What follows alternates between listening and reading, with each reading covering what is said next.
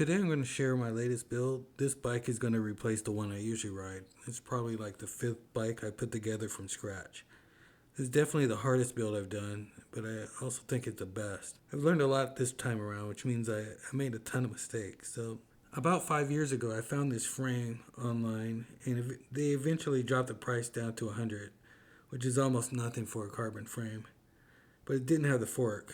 What I didn't know at the time was that the head tube on this frame was so long that most carbon forks won't fit. It took me almost 2 years searching on eBay, but I finally found one.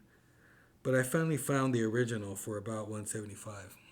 From there, I pieced together the parts as close to original as I could, except for the group set, which I already had. Today, I'll just be showing the assembly of the bike.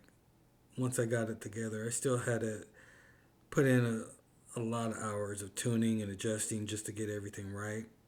So here we go with how I put my bike together.